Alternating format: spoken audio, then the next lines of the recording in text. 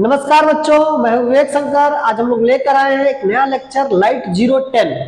बच्चों, इस लेक्चर में हम लोग पहले कुछ क्वेश्चन डिस्कस करते हैं। जैसे हमने कहा कि जो पानी का सरफेस होता है, किसी मान लो बॉटल में या बाल्टी में अगर पानी रखा गया तो उसका जो सरफेस होता है, अंदर की जो तली होती है वो ऊपर उठी हुई दिखाई देती है। या हम उसके अंदर अपना हाथ ऐसे डुबोए तो जो हमारा हाथ होता है वो एक्चुअल जितना उसकी गहराई होती है उससे ऊपर ही दिखाई देता है। सिर्फ पुल है बच्चों, पुल की जो नीचे का सरफेस है ना, वो हमेशा उठा हुआ दिखाई देता है, अपने एक्चुअल से हमेशा उठा हुआ दिखाई देता है। ठीक है, तो ऐसा क्यों होता है? अगर हमने कभी पेंसिल पानी में ऐसे डाल दिया तो बच्चों हम जब देखेंगे पेंसिल को या फिर कोई भी ऑब्जेक्ट डाल देते हैं तो वो हमें टेढ़ी दिखाई देती है।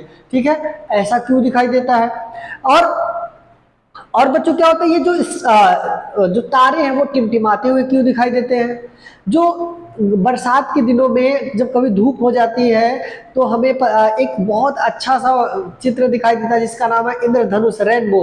वो कैसे बनता है? हाँ, अगर हम किसी प्रिज्म से लाइट को पास करते हैं तो लाइट 7 कलर में टूट जाता है। ये किस तरीके से होता है, ये किस कारण से हो रहा है? ये सब तमाम घटनाएं बच्चों जो हमारी डेली लाइफ में होती हैं ना, उनका कारण क्या है? उन्हीं कारण को आज हम लोग जानने की कोशिश करेंगे। और हम लोग स्टार्ट कर रहे हैं बच्चों एक नया फेनोमेना जिसकी स्टडी आज हमें करनी है, जिसका नाम है रिफ्रैक्शन ऑफ लाइट। यानी ये जो फेनोमेना होते हैं इनके लिए कौन जिम्मेदार है? Refraction of light. ठीक है, तो चलिए बात करते हैं रिफ्रैक्शन ऑफ लाइट क्या है। तो बच्चों, रिफ्रैक्शन ऑफ लाइट क्या होता है? द बेंडिंग ऑफ लाइट, यानी लाइट का अपने रास्ते से मुड़ जाना ना, या फिर कह सकते हैं change in the path of light, light का अपने रास्ते से मुड़ जाना जब वो किसी माध्यम को चेंज करता है। यानी इसको मैं पहले लिखता हूं बच्चों, फिर समझाता हूं आपको।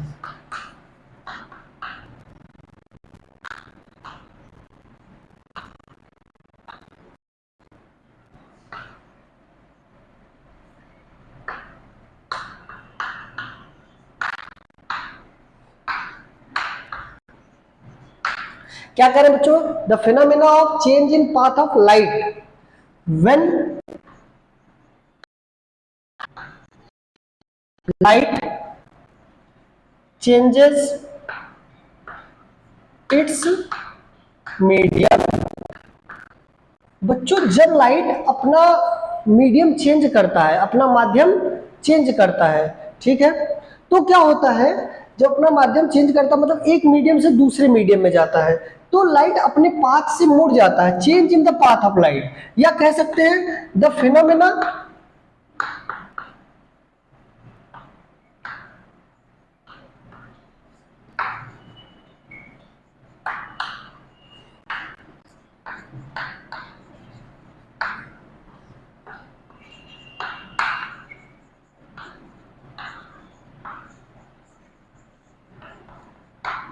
ठीक है बच्चों, देखो दोनों बातें हमें जो सरल लगे हम वही यूज कर सकते हैं। The phenomena of change in path of light when light changes it's medium. वो ऐसी घटना जब लाइट एक माध्यम से दूसरे माध्यम में जाता है तो लाइट अपने रास्ते से विचलित हो जाता है या मुड़ जाता है। तो इस घटना को, ऐसी घटना जो हो रही है, इस घटना को हम बोलते हैं बच्चों रिफ्रैक्शन ऑफ लाइट या अपवर्तन ऑफ लाइट है, प्रकाश का अपवर्तन। ठीक है, हिंदी में अपवर्तन कहते हैं। तो क्या होता है, मान लो अभी लाइट इधर से आ रही है तो बच्चों ये मीडियम चेंज नहीं हो रहा है। ये कैसा, कहां से होकर आ रही है? वो एयर से होकर आ रही है। मान लीजिए बीच में हमने एक ग्लास लगा दिया, ग्लास में वाटर भर दिया ऐसे। ठीक है बच्चों, अब लाइट ऐसे आएगी। अगर लाइट ऐसे आई तो जब लाइट ऐसे आती है तो इसको जाना तो है, तो सीधे ऐसे जाना है सीधे, पर ऐसे सीधे नहीं जा करके ये क्या करती है बच्चों? ये ऐसे मुड़ जाती है, अपने रास्ते से मुड़ जाती है। इस घटना को हम क्या कहते हैं? इस घटना को हम बोलते हैं रिफ्रैक्शन ऑफ लाइट। ये कई तरीके से देख सकते हैं। मान लो यहाँ पे एक ग्लास लगा दिए ना, ये ग्लास का स्लैब है, स्लैब मतलब ग्लास का छोटा सा टुकड़ा है। अब बच्चों लाइट इसमें ऐसे गिरती है ना, ऑब्लिक्विली, मतलब कि अगर तिरछे गिरेगी, सीधे गिरेगी तो नहीं होगा, तिरछे गिरेगी तब। ठीक है, लाइट बच्चों ऐसे अगर गिरती है तिरछे तो क्या करेगी? लाइट अपने पाथ से, इसको जाना तो था ऐसे, और ये लाइट ऐसे मुड़ जाती है, अपने रास्ते को बदल लेती है। जब रास्ते को बदल लेती है बच्चों, तो उसका प्रतिबिंब हमें अलग तरीके से दिखाई देता है। इसी घटना को हम क्या कहते हैं? इसी घटना को सर हम कहते हैं रिफ्रैक्शन ऑफ लाइट। इसी घटना को क्या कहते हैं? Refraction of light. यानी लाइट के अपने रास्ते में, खुद अपने रास्ते में किसकी वजह से? किसकी वजह से? मीडियम, माध्यम के परिवर्तन की वजह से। यानी यहाँ पे देखो मीडियम फर्स्ट है और यहाँ पे मीडियम सेकंड है। यहाँ पे मान लो एयर है बच्चों, और यहाँ पे मान लो क्या था? ग्लास था। ये ग्लास का बना था, तो इसमें ग्लास के होंगे तो पार्टिकल बहुत पास पास हो जाएंगे, तो मीडियम क्या होगा? बदल गया, जिसकी वजह से लाइट के अपने पाथ में क्या आ जाती है? बेंडिंग आ जाती है, चेंज आ जाता है, विचलन आ जाता है। इसी विचलन की घटना को हम क्या कहते हैं बच्चों? हम लोग इसी विचलन की घटना को कहते हैं रिफ्रैक्शन ऑफ लाइट। ठीक है, अब देखिए सर, जैसे हम लोग एक एग्जांपल लेकर देखते हैं कि कैसे सर जो क्या कह सकते हैं, जो सरफेस होता है, पूल के सरफेस होते हैं, वो कैसे ऊपर उठे। सरफेस मतलब उसकी जो तली है वो ऊपर उठा हुआ कैसे दिखाई देता है। तो बच्चों मान लेते हैं ऐसे कि ये पानी इसमें रखा हुआ है, पूरा इसमें क्या रखा हुआ है? पूरा पानी भरा हुआ है ऐसे। ठीक है, चलो मान लिया सर, ठीक है, मान लिया। और यहाँ पे मान लीजिए कोई सिक्का रख दिए यहाँ से, या कोई सिक्का रख दिए। ऐसे ही क्यों रखा है? क्योंकि तली से तो पूरी लाइट निकल पूरे यहाँ से पूरी लाइट निकल रही है।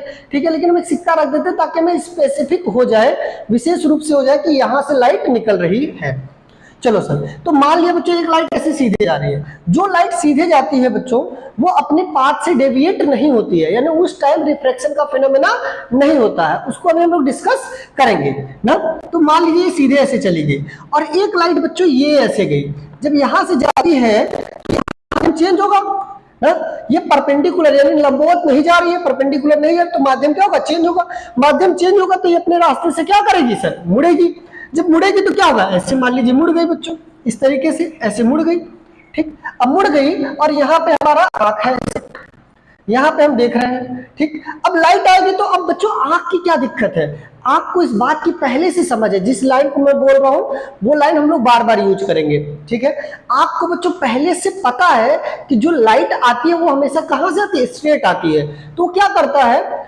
इसको यहाँ पे ऐसे मिलाता है, जिसकी वजह से इस सिक्के की इमेज यहाँ पे बन जाती है। इमेज मतलब मैंने बताया है virtual representation of the object, मतलब प्रतिबिंब। प्रतिबिंब का मतलब होता है कि वर्चुअल मतलब रियल में नहीं हो रहा है, मतलब काल्पनिक रूप से यहाँ पे हो रहा है। ठीक है, तो आंख को इसका प्रतिबिंब यहाँ पे दिखाई देने लगता है, जिससे हमें क्या कहते हैं? जो तली होती है ये ऊपर उठी हुई दिखाई देती है। ठीक है, अब बाद में हम इसके बारे में और डिटेल बात करेंगे, लेकिन अभी हमने ये समझा कि ये क्यों हो रहा है? रिफ्रैक्शन के फिनोमेना की वजह से। रिफ्रैक्शन ऑफ लाइट क्या होती है? Bending of light when light changes it's medium. अगर लाइट अपना माध्यम चेंज करती है तो अपने पाथ से मुड़ जाएगी, और उसी मुड़ने की घटना को हम क्या कह रहे हैं बच्चों? Refraction of light. I hope आपको ये समझ में आया होगा। ठीक है, इसको एकदम आसान है बच्चों याद करना कि लाइट का रिफ्लेक्शन क्या होता है। ठीक है, आई होप आपको ये समझ में आया क्या हो रहा है। अब बच्चों, अब आप ये कह सकते हो सर कि यहां से एक ही लाइट जा रही है। बच्चों बिल्कुल नहीं, मैंने आपको पिछली लेक्चर में बताया था, जब रिफ्लेक्शन का फिनोमेना पढ़ा रहे थे, परावर्तन का फिनोमेना पढ़ा रहे थे, उसमें मैंने बताया था कि लाइट हर एक पार्ट से आती है, लेकिन हम लोग कन्वीनियंट के लिए दो लाइटें यूज करते हैं ताकि कंफ्यूजन ना हो। इनफाइनाइट लाइट यूज करेंगे क्योंकि यहाँ के हर एक पार्ट, इसकी तली के हर एक पार्ट से लाइट जा रही है, लेकिन सबका बेंडिंग सेम हो रहा है। ठीक है, आई होप आपको ये बात समझ में आई होगी। रिफ्लेक्शन कहाँ कहाँ पहले हमने डे लैब में बता दिया कि जैसे बाल्टी का जो सरफेस है, तली है, जो ऊपर उठा हुआ दिखाई देता है, तो वहां पे कौन सी घटना हो रही है? रिफ्रैक्शन। तारे टिमटिमाते हैं, रिफ्रैक्शन। इंद्रधनुष बनता है, रिफ्रैक्शन। हम आंखों में देख पा रहे हैं, हमारे आंखों में लेंस लगा हुआ, वो भी रिफ्रैक्शन। ठीक है, कैमरे जो ये मोबाइल का कैमरा बच्चों, इसमें भी रिफ्रैक्शन का फिनोमेना हो रहा है। तो ऐसे तमाम फिनोमेना हो रहे हैं जिसमें लाइट क्या होती है? बेंड होकर आती है और हमें प्रतिबिंब बना हुआ मिलता है। ऐसी घटनाओं को कैसे हल किया जाता है? रिफ्रैक्शन के फिनोमेना से। रिफ्रैक्शन का फिनोमेना क्या होता है? Bending of light when light change it's medium. अगर लाइट अपना मीडियम चेंज कर लेता है तो लाइट में क्या है कि उसके रास्ते में क्या आ जाएगा? बदलाव आ जाएगा। इसी घटना को हम क्या कहते हैं? इसी घटना को रिफ्रैक्शन कहते हैं। अब क्वेश्चन नंबर 1, पहला क्वेश्चन है सर, बेंडिंग ऑफ लाइट का कारण क्या है? लाइट के बेंड होने का कॉज क्या है? तो चलिए आइए पता करते हैं बच्चों।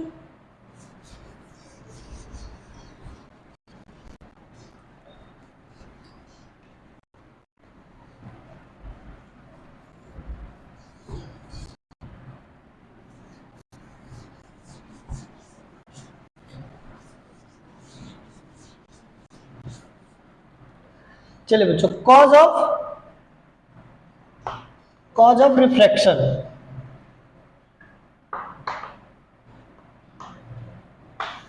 कॉज ऑफ रिफ्रैक्शन, रिफ्रैक्शन का कारण क्या है बच्चों? जो रिफ्रैक्शन का कारण है वो है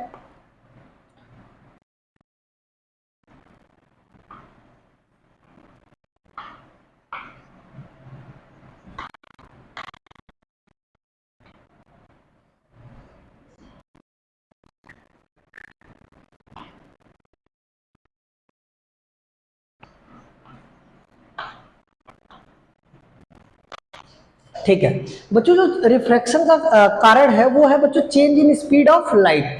जब लाइट एक मीडियम से दूसरे मीडियम में जाती है तो बच्चों लाइट की स्पीड में अंतर आ जाता है, लाइट अपने स्पीड में चेंज कर लेती है। ठीक है, इसी चेंज को हम लोग कहते हैं रिफ्रैक्शन।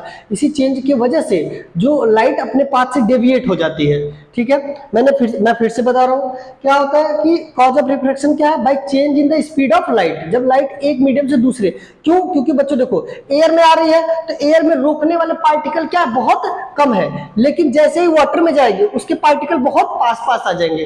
जब पास आ जाएंगे तो एयर वाटर के पार्टिकल लाइट की स्पीड को कम कर देते हैं, रोकते हैं, लाइट को रोकते हैं कि मेरे अंदर से मत जाओ। और फिर लाइट क्या चाहती है? लाइट अपने पाथ से डेविएट हो जाती है, लाइट अपने पाथ से मुड़ जाती है। ठीक है, जब स्पीड में, लाइट की स्पीड में चेंज होगा तब लाइट अपने पाथ से मुड़ जाएगी। ठीक है, जो अब अगर हम बात करें कॉज ऑफ रिफ्रैक्शन क्या है?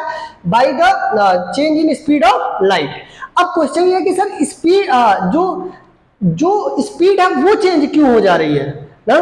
तो बच्चों इसको दो तरीके से समझ सकते हैं। हमने पहले ही लेक्चर में बताया लाइट के दो नेचर है, एक है बच्चों पार्टिकल नेचर और एक है वेव नेचर।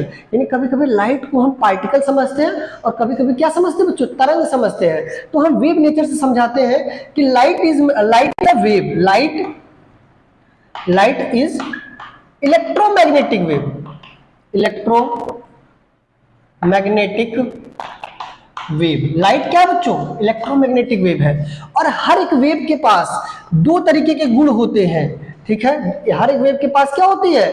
दो तरीके के गुण होते हैं बच्चों। पहला उनके पास वेवलेंथ होती है, और दूसरा उनके पास फ्रीक्वेंसी होती है बच्चों। फ्रीक्वेंसी क्या होती है? Number of wave passing through 1 second, 1 second में कितनी वेव पास कर रही है। दूसरा है वेवलेंथ, मतलब कि length of the wave, length of wave is known as wavelength. ठीक है, चलिए सर ये बात समझ में आ गई। तो वेवलेंथ को बच्चों लोग लैम्डा से दिखाते हैं, मीटर होता है, मीटर से दिखाते हैं, इसका यूनिट हर्ट्ज होता है। तो हर एक वेव के पास ये प्रॉपर्टी होती है। अब जो इनका आपस में क्या संबंध होता है? स्पीड ऑफ लाइट यानी v इक्वल टू, इसको लैम्डा इंटू एफ लिख सकते हैं, फ्रीक्वेंसी लैम्डा इंटू एफ होता है बच्चों। ठीक, अब हमें पहले ही बता दिया जाता है, या हमें पता होता है बच्चों, बताया जाता है, कह सकते हैं हमें पता होता है, एक्सपेरिमेंट से हमने जाना कि when light changes it's medium, it's frequency does not change. मतलब फ्रीक्वेंसी ऑफ वेव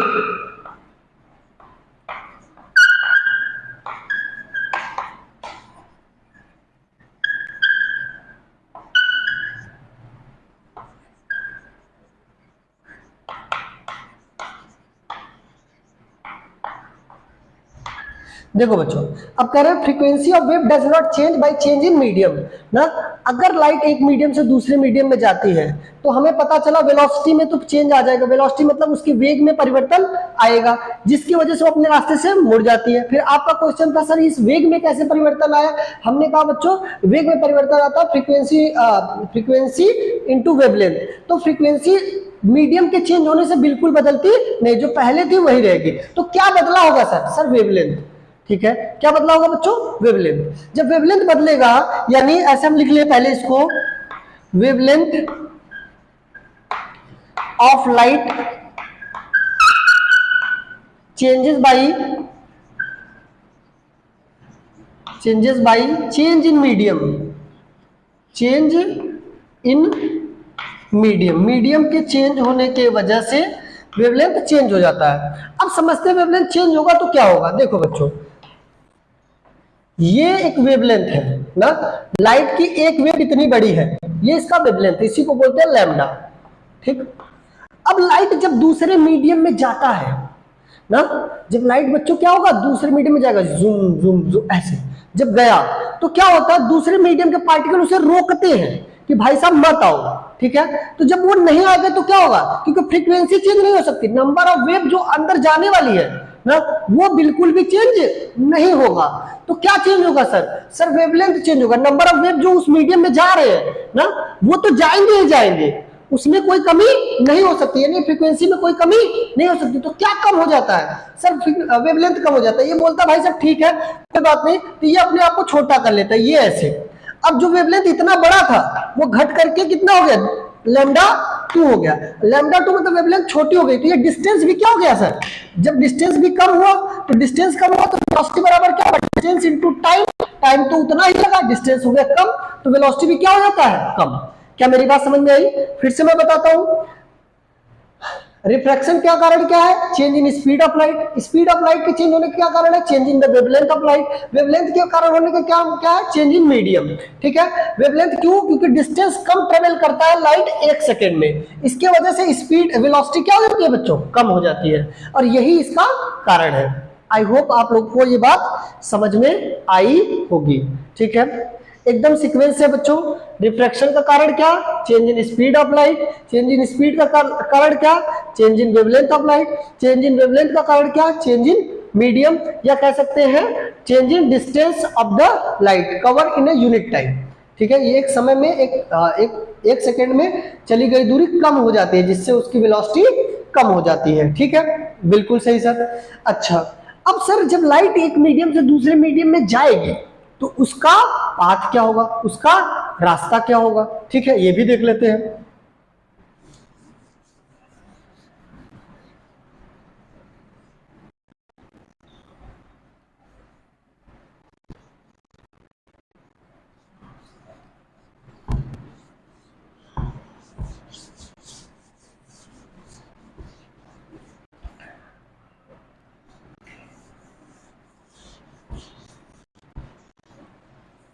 चलिए बच्चों, पाथ ऑफ लाइट,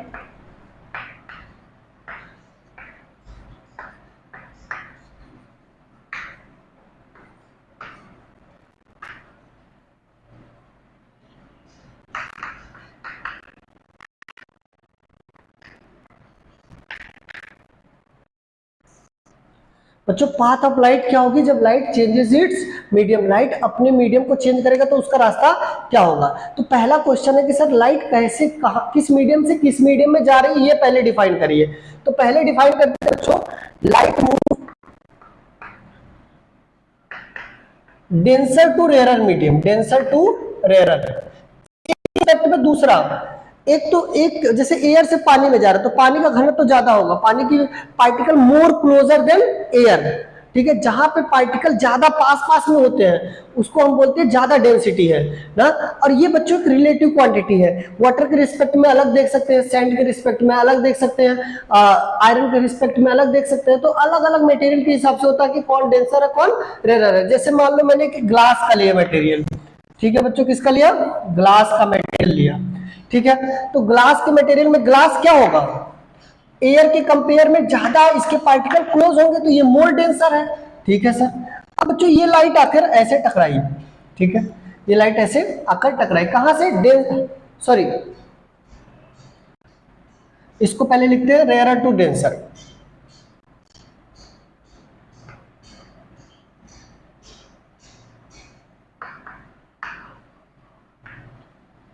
ठीक है, लाइट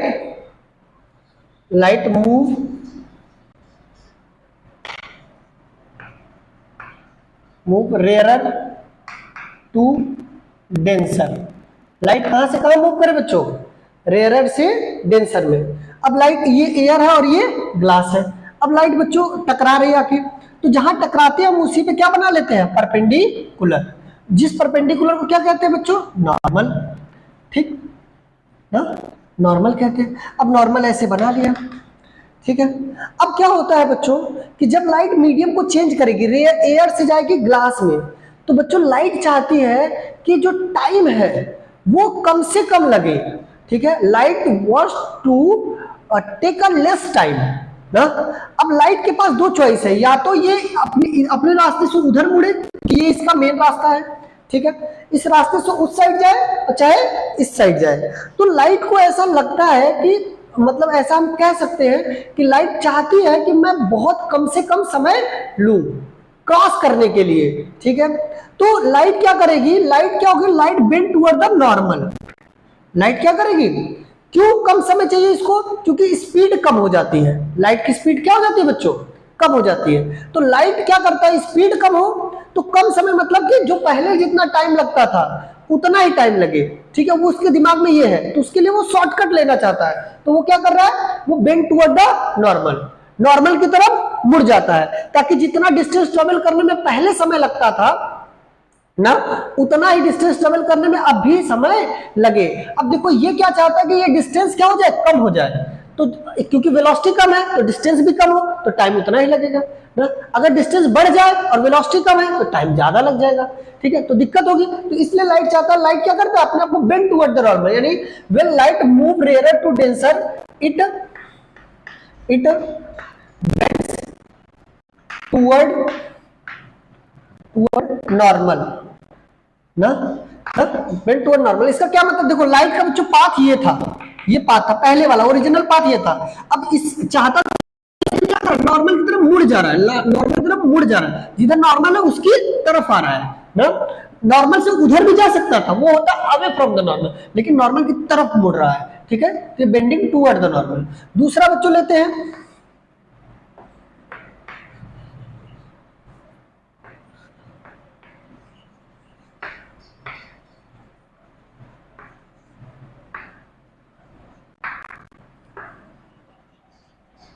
ठीक है। अगर बच्चों लाइट मूव करे डेंसर टू रेयर, अब देखो यहां पे क्या करेगी, जहां पे लाइट अपना मीडियम चेंज करेगी उसके परपेंडिकुलर हम क्या करेंगे बच्चों, नॉर्मल बनाएंगे, ठीक है। नॉर्मल बनाते हैं, नॉर्मल क्या होता है, always perpendicular on the surface. ये किस काम में आता है, एंगल के नापने के काम में आता है, ठीक है। अभी हम लोग इसके बारे में बात करेंगे।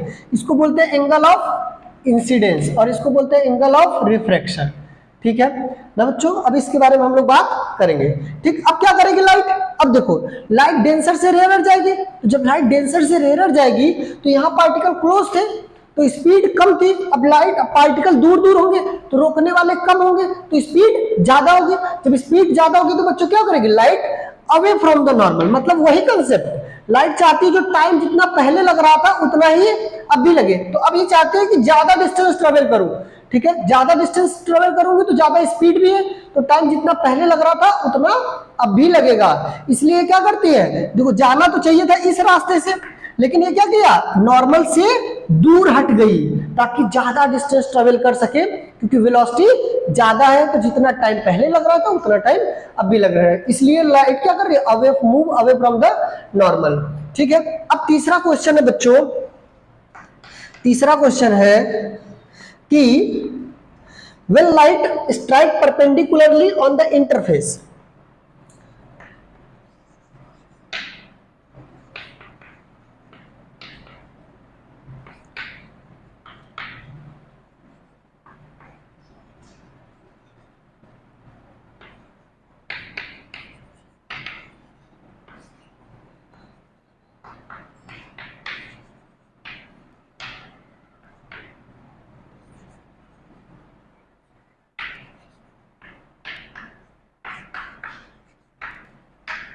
देखो बच्चों अगर लाइट परपेंडिकुलर यानी नॉर्मली ना, ये देखो दूसरा बना के दिखा रहा हूं बच्चों, अगर लाइट ऐसे डायरेक्ट गिरे, ठीक है, लाइट ऐसे डायरेक्ट गिरे, परपेंडिकुलर नॉर्मली गिर रहा है, तो नॉर्मल बनाने की तो जरूरत नहीं है सर, ठीक है। तो क्या होगा, लाइट बच्चों अनडेविएटेड ऐसे ही मूव कर जाती है, यानी वो अपने पाथ से भटकती नहीं है।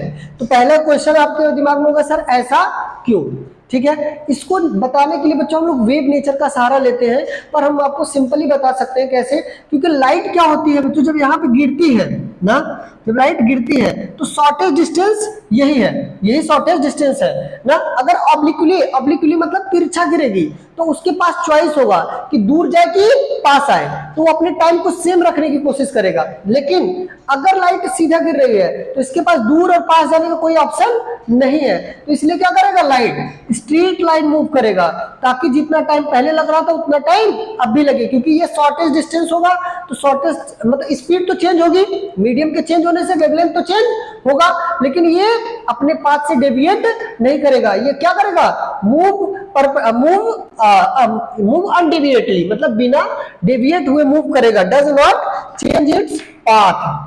अब ये क्वेश्चन है सर, ये बच्चों क्वेश्चन है कि अगर लाइट ना अपने पाथ को चेंज नहीं करता है तो क्या इस टाइम हम इसको रिफ्रैक्शन बोलेंगे कि नहीं बोलेंगे, ये पता करके आइएगा।